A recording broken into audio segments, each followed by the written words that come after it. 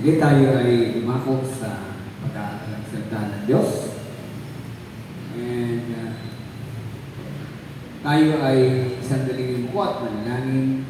Lapit natin sa Panginoon ang ating mga pag-aaral ng salita niya ngayong umaga. Panginoon, salamat po sa napakagandang panahon na binigay mo sa amin.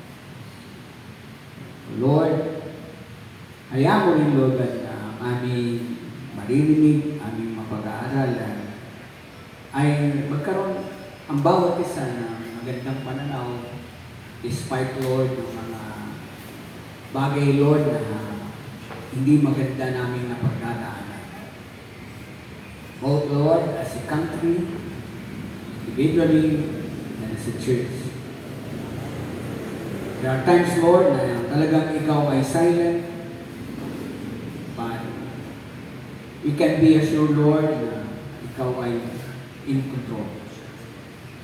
That you are sovereign. That you are God that is above everything that is happening. So we pray, Lord God, at the moment, Lord, na aming mga kalagayang emosyon, Lord, ay naapektuhan, kaya mo ang iyong salita ang magbigay sa amin ng kalakasan, ang magbigay sa amin ng inspirasyon, manatiling magtiwala, maniwala sa iyong pagpapalagay.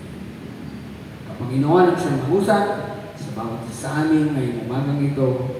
And I pray, Lord, maging sa mga makakapanood, Lord, ng live video, ay makita nila, Lord, ang iwanag na iyong salita. Murihin ka at sabayin at kapilayin sa mabuting pangalan ng iyong anak sa Jesus. Amen. Okay? Pwede ba natin palakpakan ito? So, nais ko magbahagi sa inyo ng ibang katotohanan na dapat natin lagi matandaan. No? So, etong bagay na ito na nakita kong dapat ibahagi sa inyo, ay ito ay naging bunga ng imagine 2 Sundays kang hindi nakapunta ng church. Tapos, puro gastos, hindi maganda ang iyong pakiramdam. Talagang dumating ako sa punto, sabi ko, kung hindi mo ako bibigyan ng maayos na kalusugan, paano ko makakapag-awain? Nasabi ko na naman sa Panginoon, kung wala ka nang gagawin, mabuti magpahinga na ako ng tuluyan.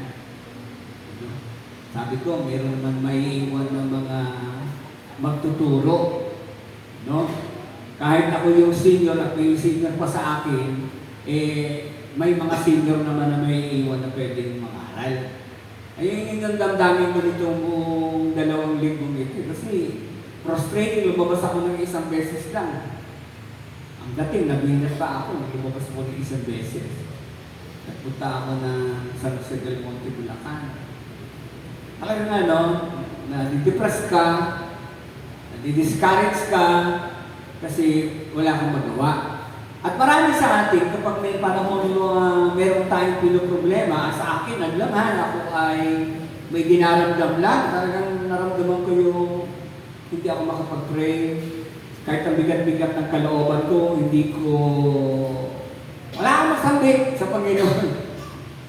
Kundi nasabi ko lang, Lord, kung hindi mo ko bibigyan ng maayos na kalusugan, paano ko maghahanap buhay? Paano aaral? Paano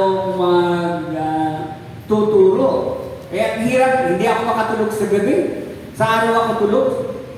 Sa gabi, gising ako, mga bandang alas 4 na ako minsan makakatulog. And because of that, nasumpong ko yung word of God. Kumbaga, bawat isa sa atin, pag tumaan tayo sa darkest moments of our life, maring iba-iba yung sitwasyon, pero alam niyo bang, ang liwanag pa rin ang salita ng Diyos ang magbibigay sa atin na kalakasan. Amen! Kasi gano'n na may problema. Pag meron kang sakit, talagang ang hirap mag-pray. Napakahirap po when you are under affliction. Hindi mo mabigkas yung sasabihin mo sa Panginoon. Kasi sa hirap ng nararamdaman mo, talagang ang wini-wish mo na lang, Total, ligtas ka na rin naman. Kung wala ka nang gagawin, kunin mo na lang. Pero dahil nandyan ang salita ng Diyos, magbibigay kalakasan sa atin the moment na ating matunghayan ang salita ng Diyos. At yan ang nais kong ibahagi sa bawat isa sa atin. Sabi doon sa John 8:31-32, ang ating topic ay 5 truths to remember. Sabi dito, to the Jews who believe him, Jesus said, if you hold to my teaching, his words, you are really my disciples. Then you will know the truth, and the truth will set you free. Talagang minsan para tayong nakagapos dahil wala tayong control. Yung nagaganap ay wala sa kakayanan mong kontrolin. Naranasan ba niyo yun? May nangyayari sa buhay niyo, wala kayong magawa. Meron kang gustong gawin, hindi mo magawa. Alam mo kung anong dapat gawin, hindi mo magawa. At may nangyayari hindi maganda, wala kang magawa. Di ba? Lalo na sa mga pangangailangan natin sa buhay, ay nako, sometimes may nangyayari talagang totally ikaw ay aasa na lang sa Diyos. Sabi niya dito, if you will hold to my teaching, you are really my disciples. Tanong, nung mga panahon ba ni Jesus, ano ang naging buhay ng mga disciples? Gutom, persecution, nandun yung death threat. Sa atin, hindi naman ganun ang ating nararanasan sa panahon natin eh. Diba? Si Jesus, naranasan niya yung iwanan siya. At the lowest moment of his time, na siya ay ipinagkanulo na. Lahat ng mga disciples, sabi ng gabi na yun, lahat ay nangawala. Walang naiwang kahit sa. And sometimes, when you are afflicted, you feel alone. But the truth is, God have never leave you alone. Kaya sabi ni Jesus, and you will know the truth, and the truth will set you free. Ang dali minsan maalipin yung isip natin ng hindi magandang paningin na parang tapos na ang buhay mo dahil sa inaakala mong malaking problema pinagdaraanan mo. Pero kapag hinanap mo ang truth, hinanap mo ang salita ng Diyos, ikaw ay mapapalaya sa iyong pagkaibigin sa masamang kaisipan. Amen? Kaya, ang topic natin ay remember these facts. Itong mga bagay na ito, na totoo. When you are stressed, depressed, and anxious in life. Last Sunday, ang itinura ni Pastor Opel ay do not worry. No? Kasama po ito doon. Actually po, hindi ka naman mag-worry kung hindi ka stress. Hindi ka mag-worry kung hindi ka depressed. Hindi ka mag-worry kung hindi ka anxious in life. Ito po yung elemento na kasama doon sa kapag ang isang tao ay alala, nag-worry siya. No? So, kailangan daw natin, actually marami. Kaya lang, ayaw mong pakaramihan masyado. Nakita mo, itong mga verses na ito ay sapat na para magbigay ng kalakasan sa atin. Amen? So, anong unang verse na gusto natin dapat tingnan? When you worry, kasi last topic natin is about worry. It is time to pray. Kapag nag-worry ka, ibig sabihin, na-stress ka na, may anxiety ka na, may depression ka na, discouraged ka na. Ang sabi ni Jesus, who of you by worrying can add a single hour to your life? Since you cannot do this very little thing, why do you worry about the rest? Sabi niya, sino sa inyo makakapagdagdag ng haba ng buhay sa inyo kapag kayo ay nag-aalala. Nang punto ni Jesus, why worry when you can pray? Kapag stressed ka, depressed ka, anxious ka, it's time to pray. It's time to seek the Word of God. Huwag mong hanapin si Pastor, huwag mong hanapin si Pastor Ernie, huwag mong hanapin si Pastor Open, huwag mong hanapin ang kung sino-sino. Ang hanapin mo ay ang salita ng Diyos, sapagkat ang salita ng Diyos ang magbibigay kalakasan sa iyo. Amen? Sabi ko, grabe. Nagpunta ako ng ospital, magpapacheck up ako. Wala kahit isang sumama sa akin. At ako mag-isa nagmanayaw kahit hindi maganda ang pakiramdam ko. Sabi ko, na nagpapairan ako sa pamilya. Ba't wala isang man lang sa kanila gusto samahan ako ipag-drive ako. Nung pumunta ako dito, pumunta ako JJ. Kaya nakaka-depress. Sabi ko, Lord, ako ba ay binibigyan mo ba ng talaga? Kung ganito lang din, Lord, pwede bang kunin mo nilang ako kung ganito lang yung kalungkot ang buhay? May dinaramdam ka, parang hindi nalalaman ng mga mahal mo sa buhay ang nararamdaman. Hindi ko naman masabi kay Pastor Ebe kasi may problema din siya. Nilalagdag siya. At hindi naman niya ako may pagdadran. Hindi ko naman tawagan si Pastor Open. Baka sabi, Pastor, kaya kahina. Di ba? Ang daming problema. Lalo na kung pastor ka, hindi mo basta-basta ba ipakita kayo na ikaw ay nagdaraan minsan sa grabing discouragement. Why? Because of the Word of God. Dahil nakapag-pray ako, nakita ko itong Word. The Word of God has set me free. Pwede ba natin panagpanagan? Why? You have to seek the truth. Kasi sa dito, in Hebrews 13 verse 5, God will not forsake you. Ano man ang nangyayari sa buhay mo, talikuran ka man ng mga mahal sa buhay mo, iwanan ka man ng mga kasama mo sa church, katulad ni Jesus, tinalikuran siya ng mga disciple, ang sabi dito, God will never forsake you. Hebrews 13:5 says, keep your lives free from the love of money and be content with what you have, because God has said, never will I leave you, never will I forsake you. Amen? Pero itong catch dito, binagin mo na yung tungkol sa pera. Kasi ano mong problema ko? Sabi ko, 3 linggo, walang income, gastos lahat. Kasi kung ano-ano tinry ko para lang may maayos, eh pag pumasel ka ng doktor, mahina 3,000. Ano ba bang gano'n? Kung ganito lang ganito, eh, pahinga na lang, Lord, kung wala ka na pagagawa sa akin. Pero, hindi pa tapos sa Panginoon. Kung may pinagdadaanan ka ngayon, sabihin mo sa sarili mo, hindi pa tapos sa iyo. Dadaan ka lang dyan. Hindi ka niya iiwanan. Hindi ka niya pababayaan. Wala mang lamang pera iyong bulsa. Tandaan mo, ang Diyos ang magbibigay ng pangangailangan. Ayun ang sinabi dito, keep your lives free from the love of money. Karamihan ng problema natin, hindi katulad ng mga Milan.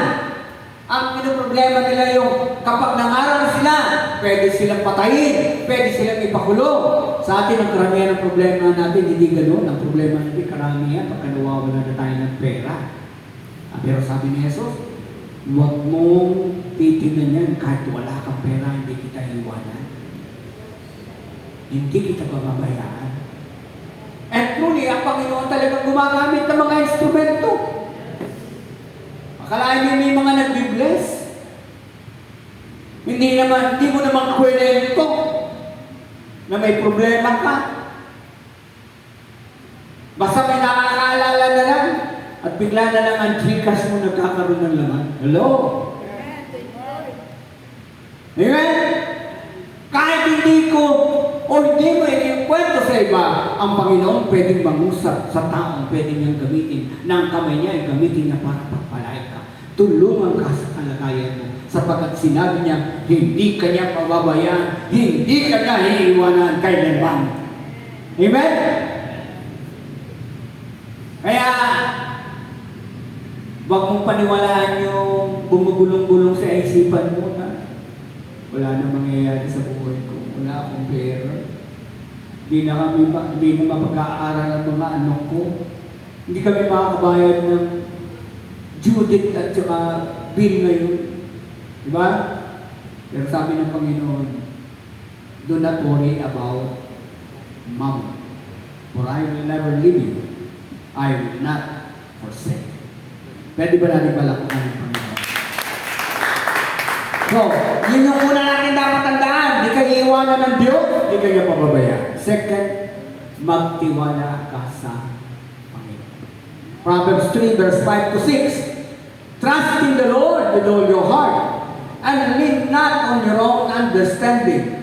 In all your ways, submit to Him, and He will make your paths straight. Trust in the Lord. Sometimes, hindi mo maintindihan ang nagaganap sa buhay mo. Pero kapatid, ang sinasabi ng Panginoon, hindi mo kailangan maunawaan. Ang kailangan mo, magtiwala ka sa Panginoon. Kahit hindi mo marok, malalim ng Tagalog. Diba?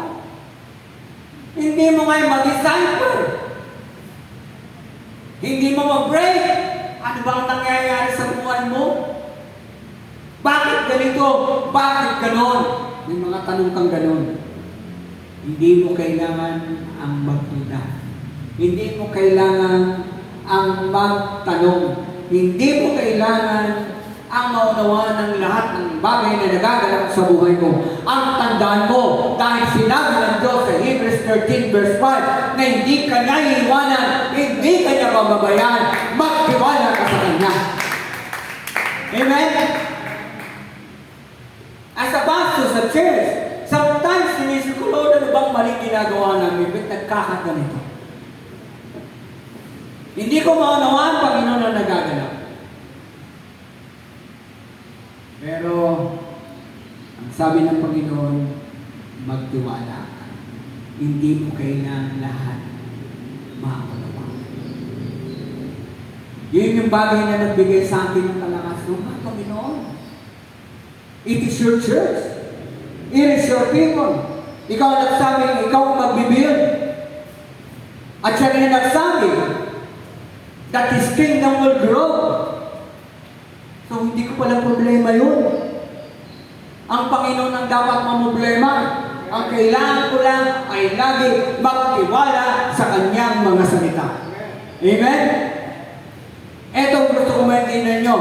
Kahit hindi mo maintindihan ang nagaganap sa buhay mo, anumang pangit niyan, anumang dilim niyan, ang sinasabi ng Diyos, hindi ka niya iwanan, magtiwala ka lamang sa Kanya. Amen?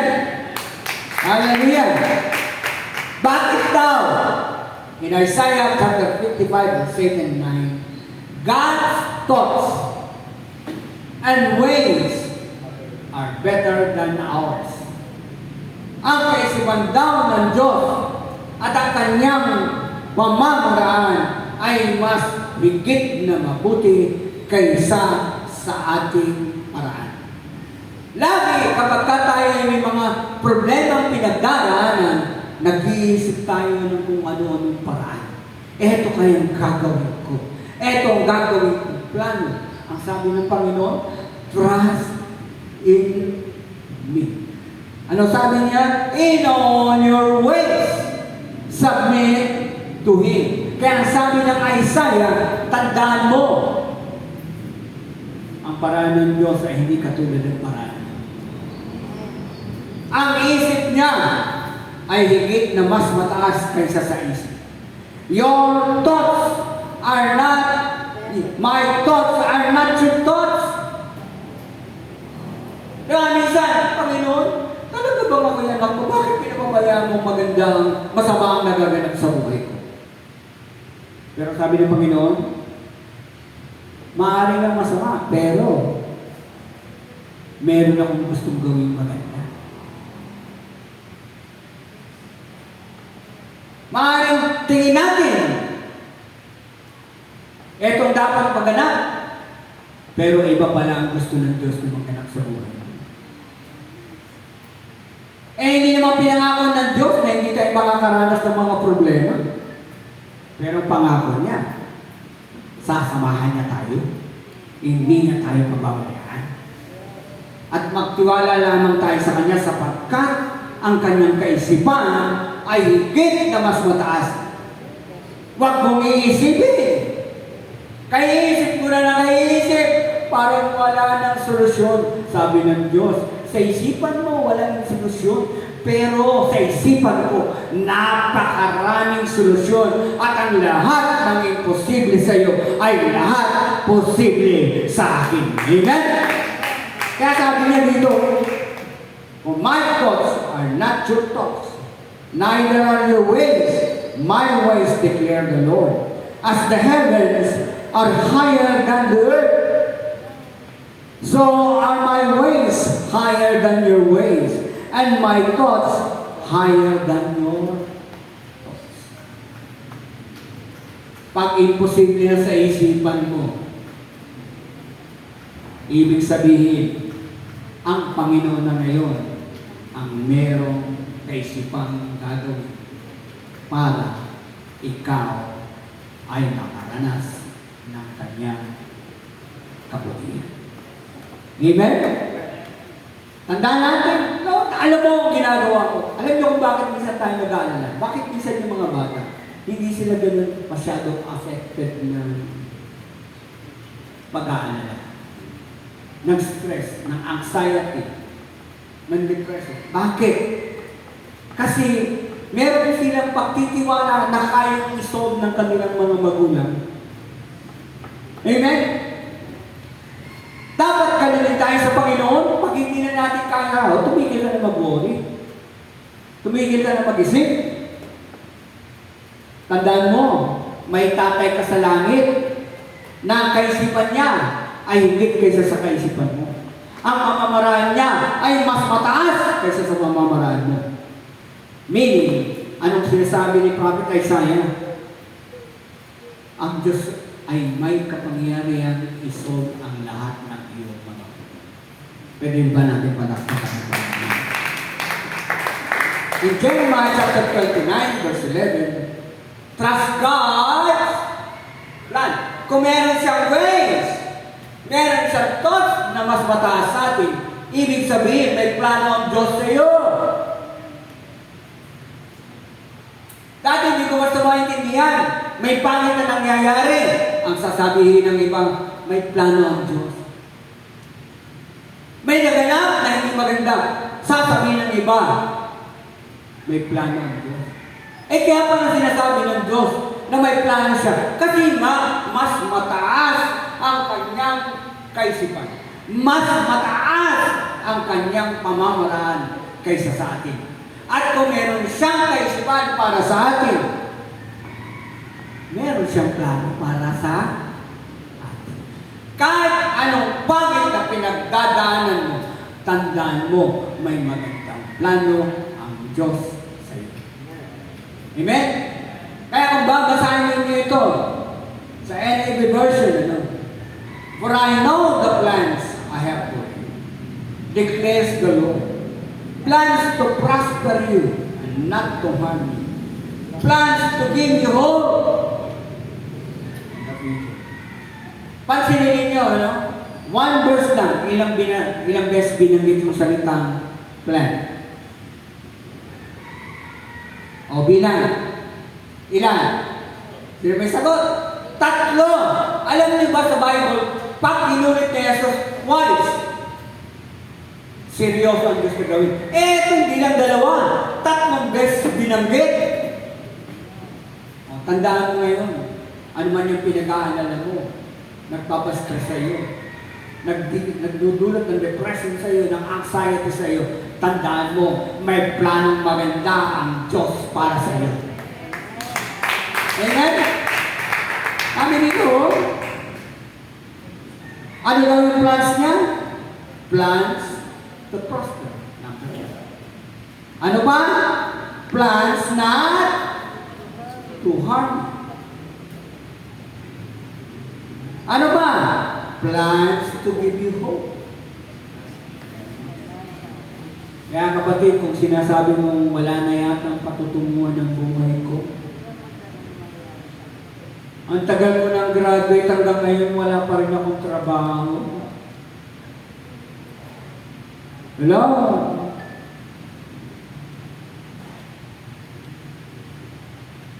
Malapit na sa takip siling ng buhay ko, wala pa akong nakikitang magandang nangyayari sa buhay ko. Ang sabi ng Panginoon, magtiwala ka, hindi ka pababayaan.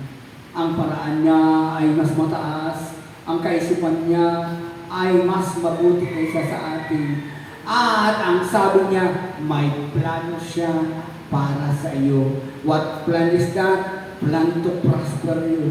Plan not to harm you. Plan to give you hope. Amen? Pwede ba natin palapakan ng Panginoon? So, may plano ang Diyos sa iyo. In conclusion, God's purpose and plan will surely come. Pinag-iisipan ka? Sabi ng Bible, napakarami daw. Many are the thoughts of God about us. Hindi ba tayo lumuluwal mula sa sinapupunan ng ating ina? Ang sabi ng Biblia, ikaw ay wala pa, ang Diyos ay nag-iisip na para sa iyo. And that means, if God has a plan, God has a purpose, and it surely will come. Siguradong darating yan. Ang pangako niya. Yan ay sinabi niya sa Isaiah chapter 14, verse 24. The Lord Almighty has sworn. Sa Tagalog, ang salitang sworn. Sumusumpa. Ano pa? Nangangako. Kumbaga, Pexman, cross my heart. Diba? Ang pinakamalapit ng translation sa Tagalog, ang Diyos mismo ay sumasumpa. Saan siya sumusumpa? Sumusumpa siya sa sarili niyang pangalan. Sabi niya dito, the Lord Almighty has sworn. Kasi ganito pag ako susumpa, ako ay susumpa greater authority than me. Wala nang ibig pa sa Diyos. So saan siya susumpa? Sa sarili niya. Biro mo yun.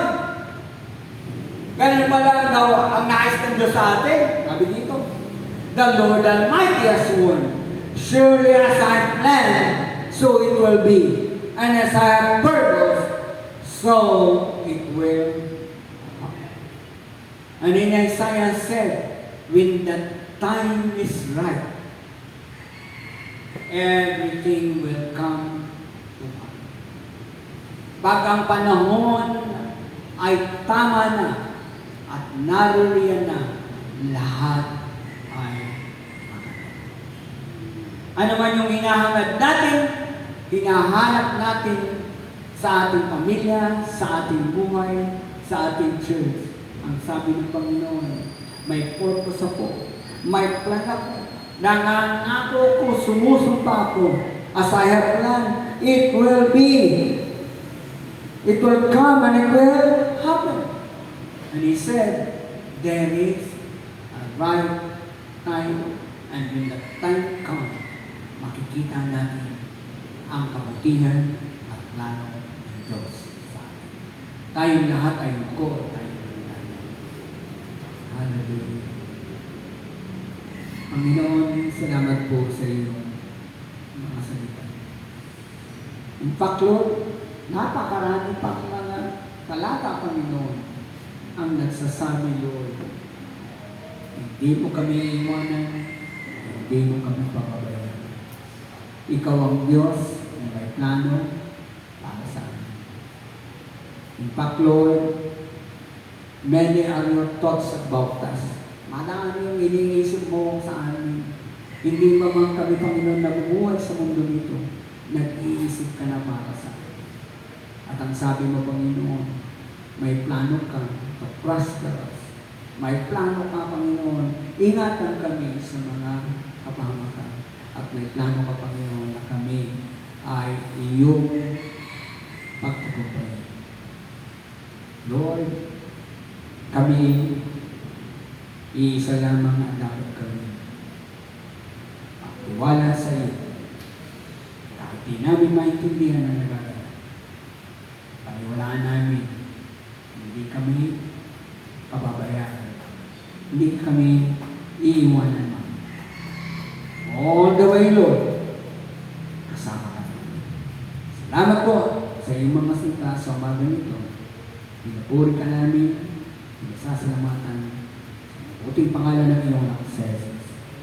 Amen. Amen. Palapakan natin ng Panginoon. And God bless you po, bawat isa. And the next Sunday po, Wednesday po, receive natin yung ating prayer time ulit dito sa Kawain. And ipaalala ko din muli, may mga time kayo, baka po pwede tayong tumulong din sa ating gawain dun sa San Simon during Wednesday afternoon. Kung wala ng tubig, ay magkakagawan. God bless and pagpalain ng Panginoon sa ating pagbibahan.